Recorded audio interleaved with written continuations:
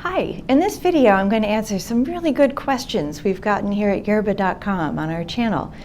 Maybe this is helpful to you. So I'm going to cover some of the questions. I'll tell you the question first and then I'll answer it to the best of my ability.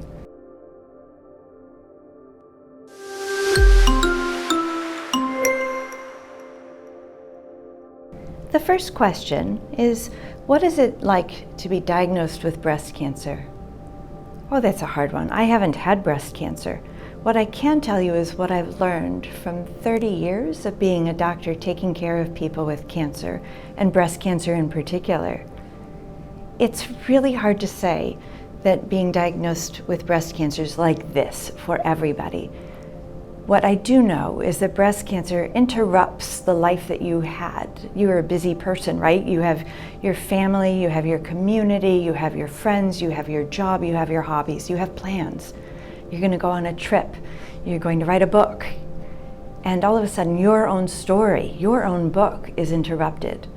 So you have these chapters in your story and then all of a sudden you get to one you didn't expect, and the story will never be the same. I want to be really careful not to say this is the worst thing that has ever happened, because I don't know what's happened in your life. Perhaps this isn't. I think we have to be really careful not to say it'll be like this for you. You will feel this way. You'll be scared. You'll be angry, because everybody's different. I wouldn't like it if somebody told me what it's like to have, for example, migraine headaches, which I've had for years. It's unique. Your story is you. But we do know that this is a big event in your life. We do know that there's nothing you did that caused this. We do know that you can get good care. We do know this doesn't need to be the end of your story. So it's part of who you are, and it's part of where you're going to be in the future. You don't have to be a victim. You don't have to be a hero. It's just you. The next question I wanted to answer is breast cancer likely to come back? That's another tricky one. Just like each person with breast cancer is different, every cancer is different. So the likelihood that you will live a life without cancer in the future, the likelihood that your cancer won't come back, which I think is a great way to ask the question, or the likelihood that it will, depends on a lot of different things. It depends on the stage of the cancer.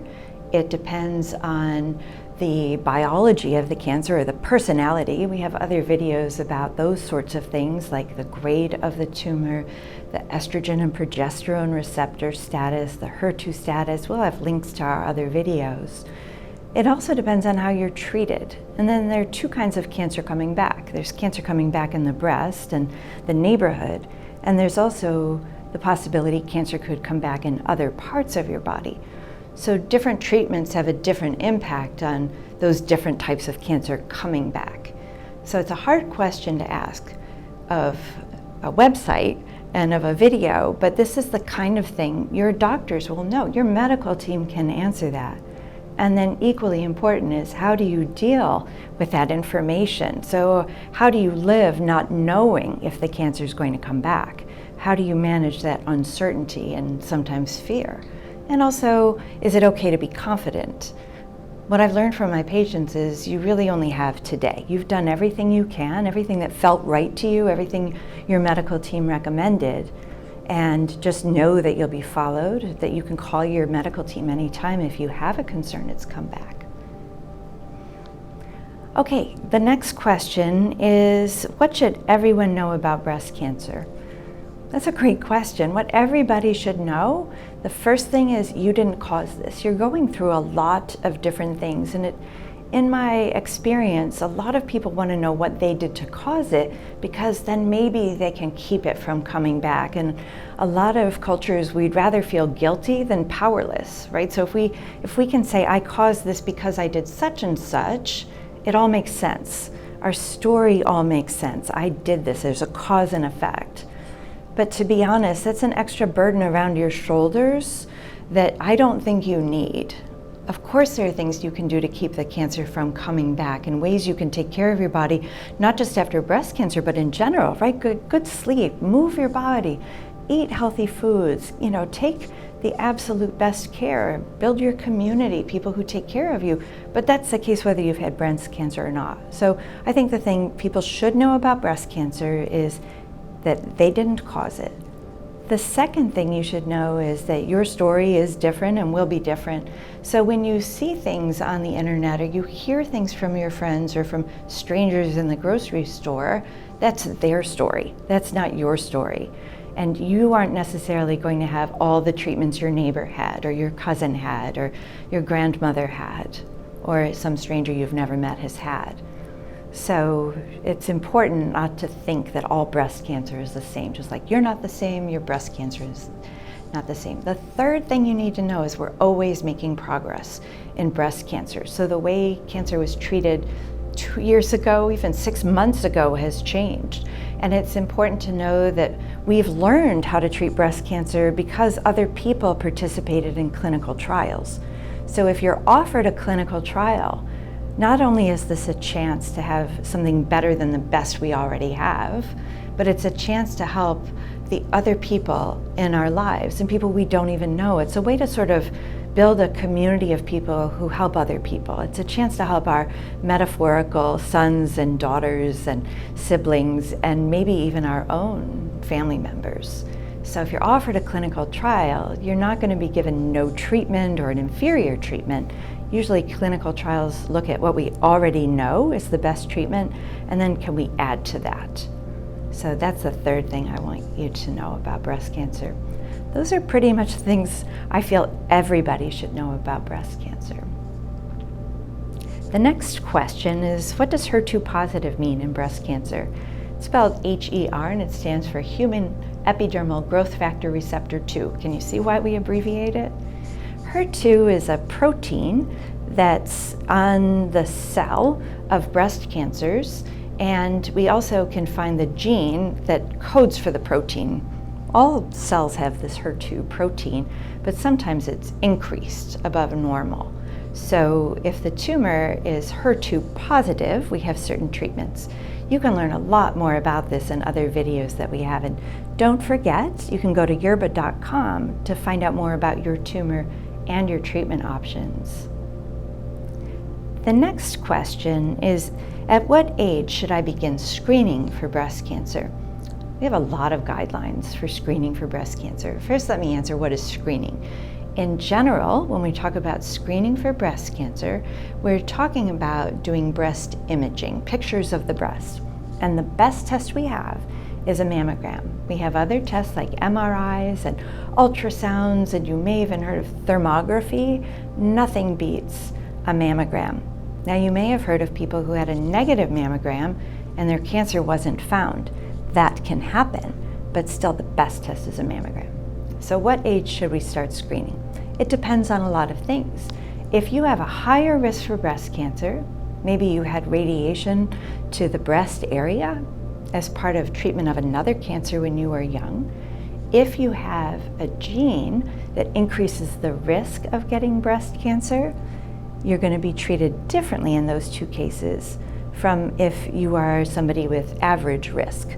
So an average risk person, the screening recommendations vary, and this can be really confusing. Some people say 40 is the age to start screening, and some people say 50. If you're not sure, what I do is I split the difference and I say start around 45.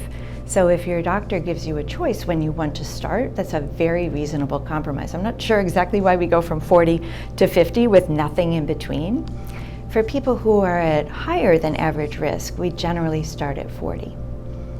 For people who have a family history of breast cancer and a gene for breast cancer, we can start earlier, but we don't like to use mammography before the age of 30 because the breast tissue in young women is more sensitive to the radiation, not just from one mammogram, right, but it's from the yearly mammogram that's done. So let's say you start breast imaging or screening at 20. By the time you're 40, you will have had a lot of mammograms, and in sensitive tissue, that's never been shown to help, number one. Second of all, there's at least a theoretical concern about radiating that tender, sensitive breast tissue starting so young and so often. In people at exceptionally high risk of breast cancer, an MRI at a young age might be preferable. If something's found on MRI, you will end up having a mammogram. Really good question. breast surveillance after breast cancer is a different issue. So that question just referred to screening in people with no history of breast cancer. All right, the next one, is a lump a sign of breast cancer? That's a really good question. Most breast lumps are not breast cancer. I'm a medical oncologist, so everybody I see has breast cancer or is at very, very high risk of getting breast cancer. But in the general population, most lumps are not breast cancer. The older we get, the more likely a mass or lump or abnormality in the breast is to be breast cancer.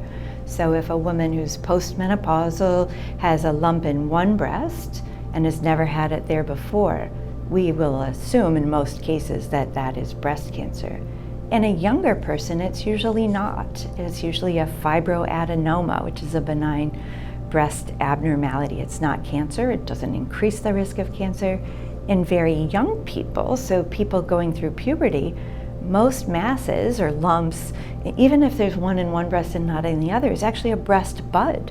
So I'll have family members or friends of patients or children of patients very anxious that the lump in their 13-year-old or their 10-year-old is a breast cancer, and that's just a beginning breast. It's a breast bud. Remember, breasts can get cancer, but they're also functional organs. Breasts make milk in people who have children and want to nurse those children.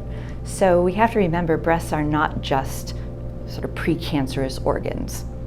Okay, so not every lump is breast cancer, but don't ever write off a lump if you're worried about it. We're here to help you get through those worries, and you can call your primary care doctor or your gynecologist to get worked up for a breast mass, especially if it's there for longer than a couple weeks. We can see lumps that ebb and flow during your period, for example. All right, the next question is, what are the initial symptoms of breast cancer? Well, most people have no symptoms when they're diagnosed in countries that use mammography.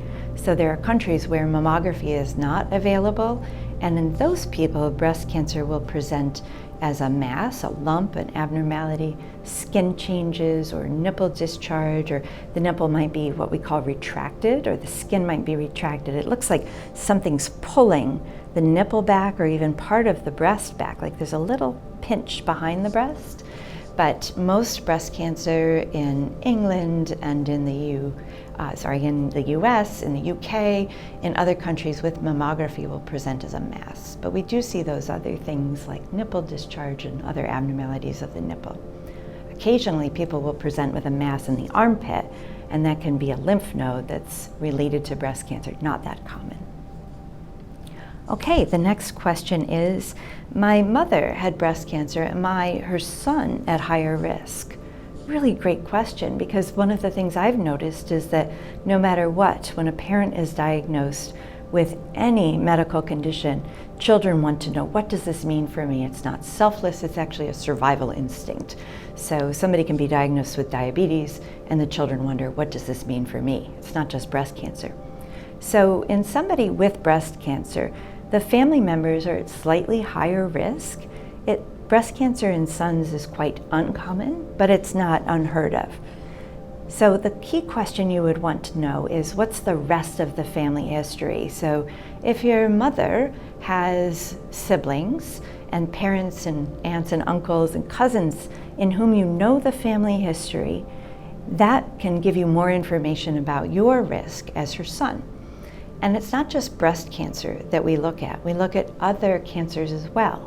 So ovarian cancer in your mom or in her aunt or in her siblings or in your siblings increases the likelihood that there's a gene in your family that could affect your risk not just of breast cancer, but other cancers like prostate cancer. It's hard to even think about breast being related to prostate cancer and to pancreas cancer, but we're learning more and more about these hereditary cancers. You can learn more about family history and genetic testing in our video that we'll link below. All right, the next question is, wearing a bra or brassiere a risk factor for breast cancer? It's actually not. There's no increased risk with underwire bras, with other bras, of increasing the risk of breast cancer. Bras are not carcinogenic. They don't cause cells to be abnormal. They don't affect the drainage of the breast by the lymphatics. I think our desire to understand what causes this is a natural thing because we want to know what can we do to decrease our risk. And we also think of bras as, maybe not natural, right? So we think about other cultures where people don't wear bras and we wonder, why is it that we do? Why is it the social norm that we do? And is that responsible for the breast cancer we see in some countries being higher than other countries? But there's really no physiologic or cellular mechanism by which a bra can cause breast cancer. Another question we get is are antiperspirants associated with the risk of breast cancer? And they're not. Again, as with bras, we want to understand what causes it so we can prevent it. We think maybe if it causes breast cancer, if I don't use antiperspirant or deodorant, I can decrease my risk. Think about your sweat glands in your underarms. They're glands that secrete. We don't absorb things through our sweat glands.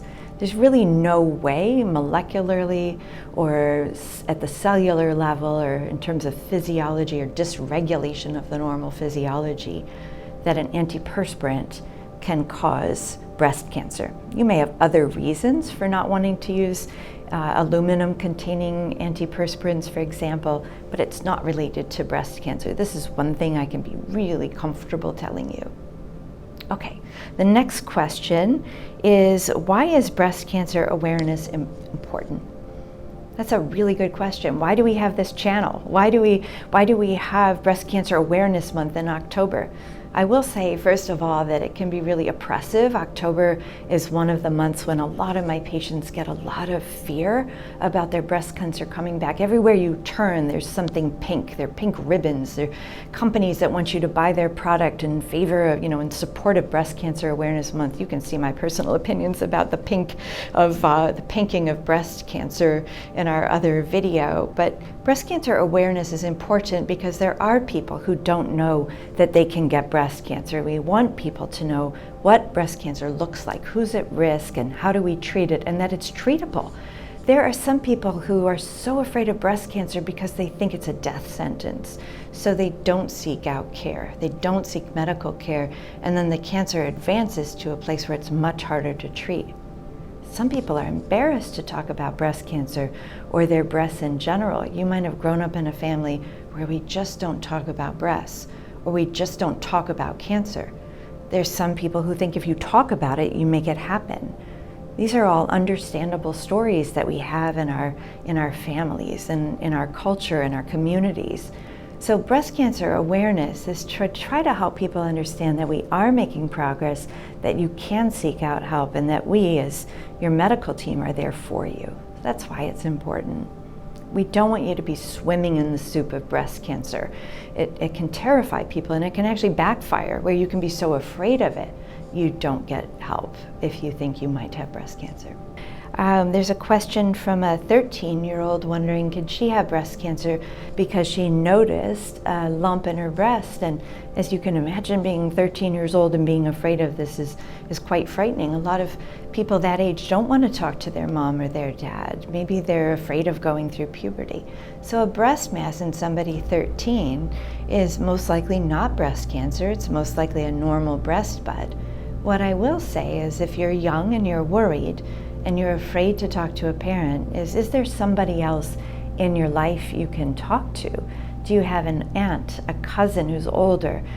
Do you have a peer, maybe the mom of a friend you can talk to? How about a school nurse or a guidance counselor? Because they can talk you through normal fears and feelings. If this has been helpful to you, click like and subscribe, or if you have your own question, put it in the comments section and we'll add it to another Ask the Oncologist video.